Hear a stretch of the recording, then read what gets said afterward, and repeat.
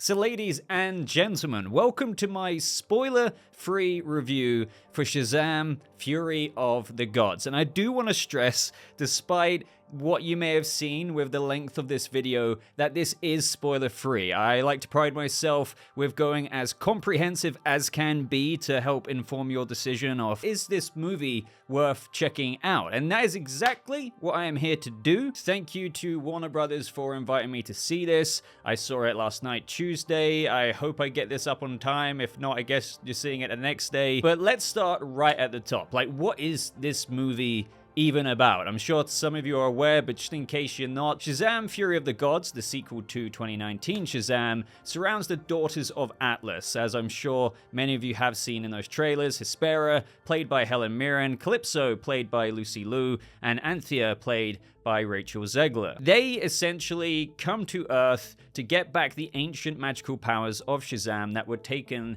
from their father a long ass time ago. As a result of this puts Billy Batson and the Shazam family in a position of defending Philadelphia and their powers, of which comes under quite a bit of an attack as Hespera, Calypso, and Anthea arrive to town. And to start right off the bat here, truly, the plot is fairly straightforward and doesn't really elevate to anything much more layered beyond that. More or less, the gods are pissed, and how is the Shazam family going to deal with this? Now, this gets placed on the table right from the first scene in the movie, which starts off pretty dark and for sure makes an impression. As you know, they mean business, and the ancient gods want what is theirs, and the Shazam family react as you would expect in their newly formed newbie superhero team. We can't forget that they're kids, and they're equipped with their spirited and yet comedic ways. Despite that simplicity, one of the most pleasantly surprising things to me that Shazam! Fury of the Gods provides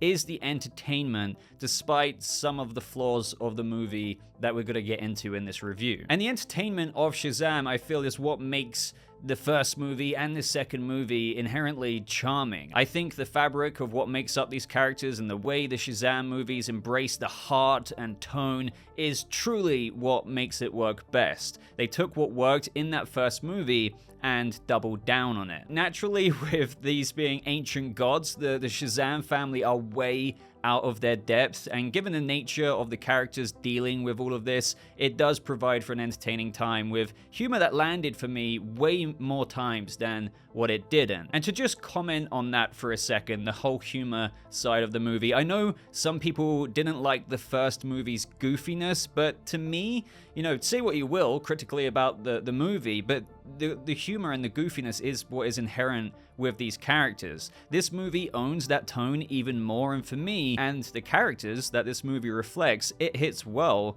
and is for sure one of the stronger qualities of Shazam! Fury of the Gods. But having said that, humor is of course subjective, and you might not feel the same way, but if there's any characters that can own goofy humor in a DC movie, it is kids who can literally say Shazam and then become an older and more superpowered version of themselves. And Zachary Levi just feels like he slips into the Shazam role as well as he ever has done, if not even better in this movie. And I was concerned that some of the jokes or delivery from him might be a bit too on the nose. Maybe occasionally it was, because obviously he has to emulate a 17-year-old kid. But again, in my experience, I had a fun time with it and his performance. So what I'm trying to say is, if you liked all of that in the first movie, the comedic timing, the jokes, the humor, I have no doubt that this sequel will satisfy you there too, if not actually more so.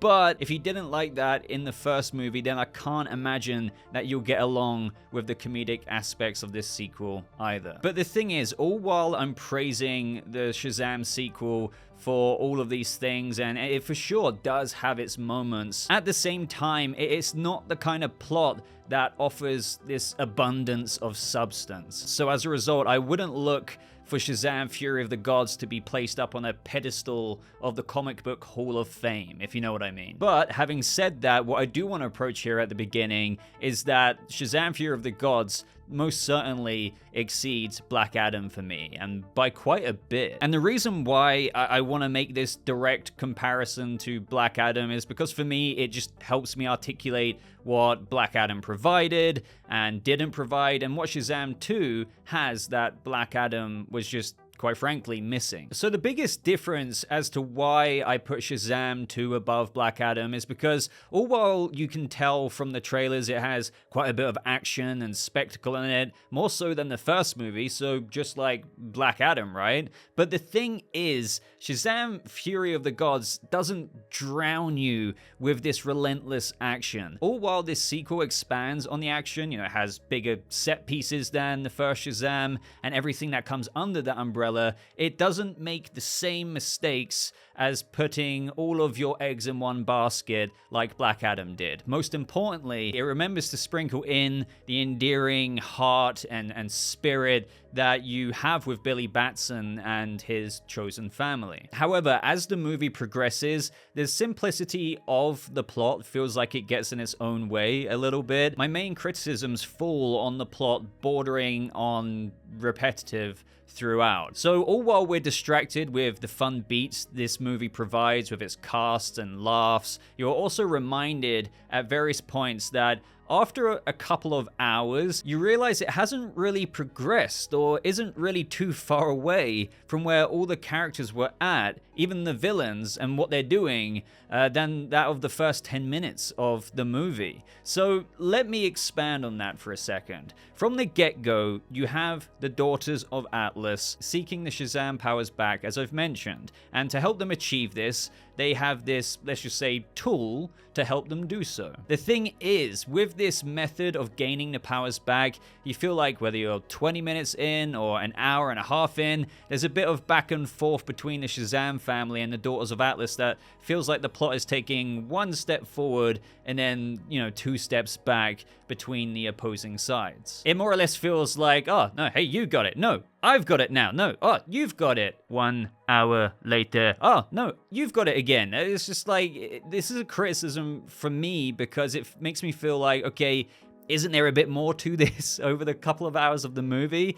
But again, having said that, to kind of contrast the criticism with a bit of praise here, despite the pattern persisting for better or for worse, that the fun journey that unfolds feels like enough to keep you entertained as it crosses the finish line. But still, for sure, ultimately leaves more to be desired here with the plot. There are also some, at least to me, and this may be nitpicky for some others, it really depends on how critical you are of movies, but transparent moments in where it feels like the plot goes against itself a bit. So this could be, again, nitpicky for some, but this tool, as I called it before, can be used to depower the Shazam family. Like, that's the whole point, right? But there's noticeable moments where there are just blatant opportunities for the Daughters of Atlas to do so, and they don't. And I get it. Like, if it was that easy, then that would mean the movie would be over there and then, right? But sometimes it makes it hard for those moments to be believable,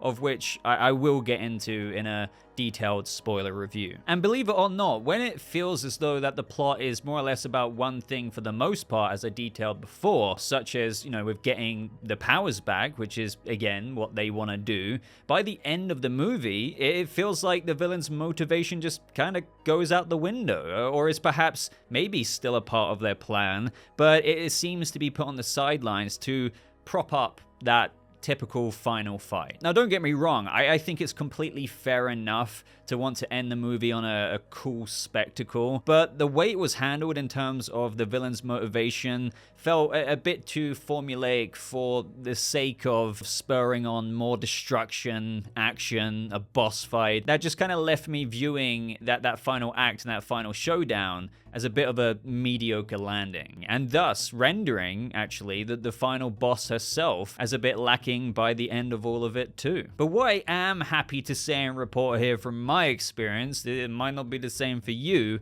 but that the final change in boss battle is definitely layered more than what the Black Adam's villain was, and that was Sabak, of course. So Black Adam more or less had a villain want to become Sabak because his great ancestor was about to become that demon, but had his opportunity, taken away from him. And because he didn't get that opportunity, the relative in present day has the chance to, so it's like, I'm gonna do it now because he didn't get to do it, and it honestly just felt like that was it. But whereas with the Daughters of Atlas in Shazam 2, from the get-go, there's an interesting dynamic between the sisters. There's the core desire, of course, of what they want to do in the movie, of which we've already been over, and as to why they're arriving now also ties into the ending events of the first movie. But then there's the relationship between the sisters. I mean, these are gods after all, and not all gods in mythology are, let's just say, the most level-headed people. Even if you're family, or should I say especially if you're family, not everything is smooth sailing. So without getting into it, because this is no spoilers of course, let's just say that the sisters sometimes bash heads a bit within that of the hierarchy of the trio, which to me places more of an effort into an organic foundation and motivation to these villains compared to that of Sabak. For the majority of Shazam Fury of the Gods, it's not as hollow as Black Adam's villain. It's not massively complicated either, or impressive as a villainous arc, but it's not nothing at all. But overall, still, the Daughters of Atlas surprised me in a good way. So I think the standout role for me for the Daughters of Atlas was definitely Helen Mirren's Hespera. She was actually pretty damn awesome and pulled this role off as the eldest of the sisters very well. Helen Mirren actually gelled very, very well with the comedy, and overall, I don't know, I just feel surprised, or if I just wasn't expecting that much from the Daughters of Atlas, but she was definitely my favorite. Now, Lucy Liu was pretty kick-ass, and she gelled with the comedy as well, but didn't feel as fleshed out as the other sisters. I enjoyed her screen time with Helen Mirren's Hespera. They work fantastically together since they're both the older sisters. There's a bit of a power dynamic between them that shifts back and forth, and as a result, they really bounced off each other pretty well. Rachel Zegler's Anthea was a pleasant surprise too. She's the youngest of the sisters and is planted in the story in a more interesting way compared to the other two, and she shares a bond with Freddy that I really liked. That is until you realize that she is also thousands of years old, and then it gets a bit weird. But regardless, both actors, Jack Grazer, Rachel Zegler, have a really good chemistry, and the inclusion of this arc was a fun addition that added a bit more complexity to the Daughters of Atlas and their mission. But of course, the main beating heart of the first Shazam movie and Shazam Fury of the Gods is the main character, Shazam himself, Billy Batson, and of course his chosen family. Now, despite how you may feel about the first film, whether you liked it, disliked it, a lot of people still give it the merit of this endearing story of Billy finding a home, a family, and the sense of belonging that brought after he was abandoned by his mother, father, and various other bad experiences with other foster homes. Now, Shazam Fury of the Gods still carries that torch in this movie and is an interesting new direction, with Billy trying to hold on tight to his new family, and perhaps a little bit too tight. The sequel for sure takes into account the years that have gone by since the first film, as I know a lot of you have paid attention to the fact that these actors aren't getting any younger. So Billy is almost 18 in this movie, and with being almost 18, that comes with the fear of potentially having to not be in foster care anymore. So the fear of being alone and without a family that he's now found creeps back in. And I think that's an interesting and natural development from the first film and for the character. And so while it does expand on what came in the first movie, it's good to see that it does so in new ways. I would say that we explore this a lot more with the Shazam family themselves, and of course, since they are a thing now, but less so with the foster parents. And I do think that's a teeny tiny bit of a double-edged sword there, because there's quite a big part in this movie towards like the final act, and where there's this certain scene that they try and land with the foster parents that's, fairly sentimental in nature with Billy, which just feels like it doesn't hit as hard as I think they intended. But to me, I think that this is due to the events of the movie not really showing much of a connection with Billy's foster parents, due to like everything else that's going on with the Daughters of Atlas. It just didn't really feel like it hit home for me, because the parents almost felt like extras in the movie. Now, maybe if I had watched the first Shazam before seeing Shazam Fury of the Gods, it could have hit a lot harder due to their presence in the first film and naturally how Billy first came to their home. And in so doing, in that first movie, a lot of the focus was put on that family being built. But since I haven't seen the first Shazam in what feels like a pretty long time, like I actually can't remember when I last saw it, as it came out in March 2019, the foster parents felt a bit more estranged from the story. Now, as for the Shazam family themselves, look, I'm not gonna lie, as much as I enjoy them and found them fun, a lot of the time they did just feel like fun accessories to the movie. I mean, sure, you have moments with Eugene and Pedro and the growth and development there, and Darla, but at the same time, I feel like I don't really have a whole bunch to say about Pedro, Darla, or Eugene. And this is the thing, like, to try and, take a peek into making this movie, I understand that you can't really flesh out each and every Shazam family character. And while they're all still very enjoyable, and I'm sure each and every individual member will make you laugh,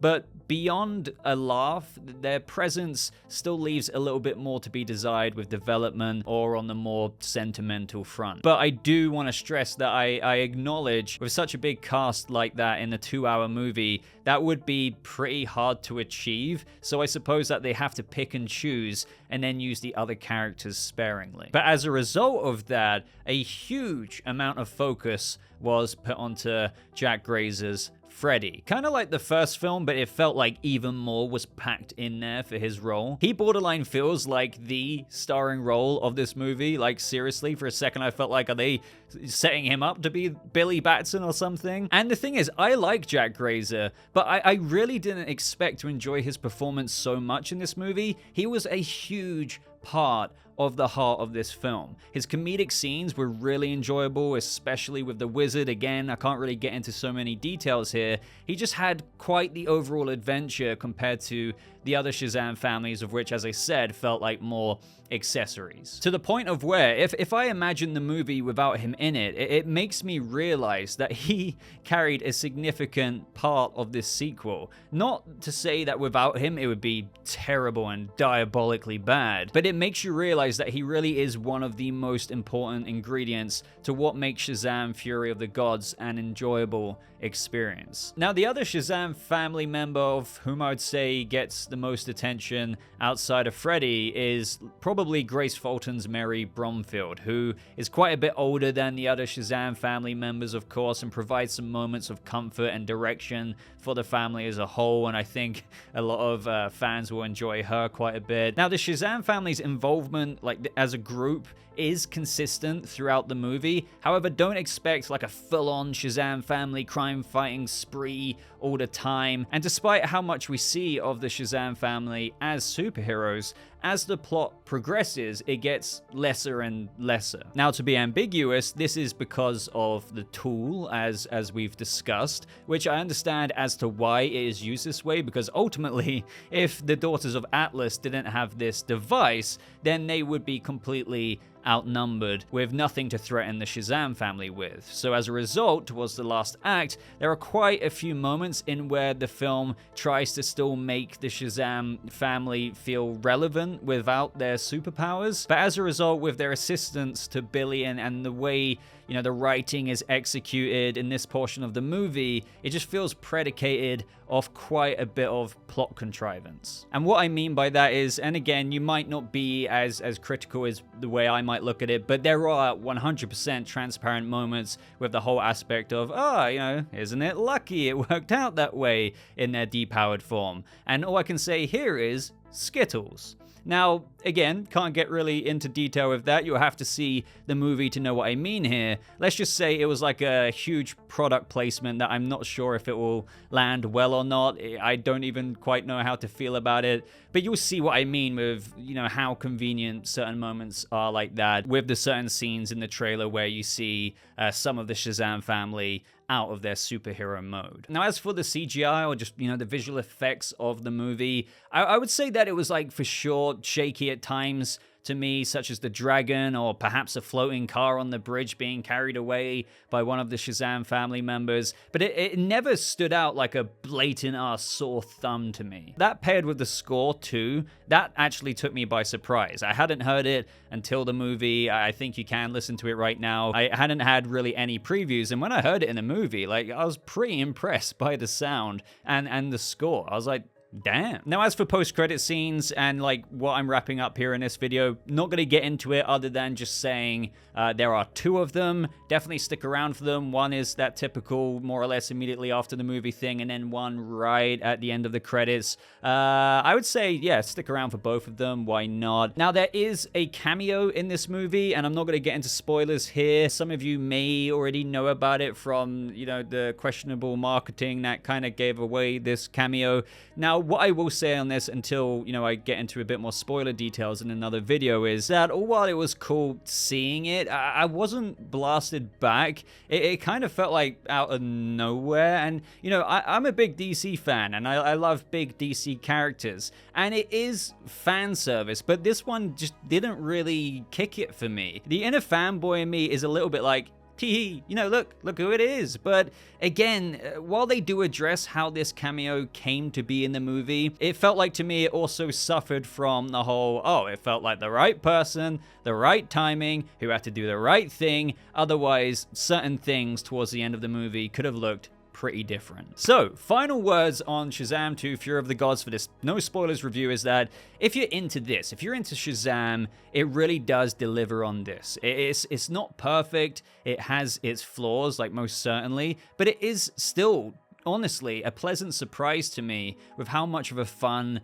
ride it was. And what I mean by that is, yes, you could say Black Adam was a fun ride, but as per what I mentioned earlier, it was sorely lacking in so many other areas for me. Now, while Shazam 2 doesn't, you know, decorate the Christmas tree beautifully in all those other areas, it still puts the effort in there. It's full of heart, and in that combination with its flair for fun, it really makes it a cocktail that I think is definitely worth getting a ticket for. I really don't think people will come out of this movie like, damn, that was just god awful. Or I don't think they'll even come out of it, and obviously this depends on you. Maybe you loved Black Adam, but I think people will enjoy it more than Black Adam. And I think it's kind of a bit of a shame, just, you know, off my reaction here, that it's projected for such a low box office. And I've seen, you know, I pay attention to your guys' comments. There's not a lot of buzz about this, people saying I couldn't care less.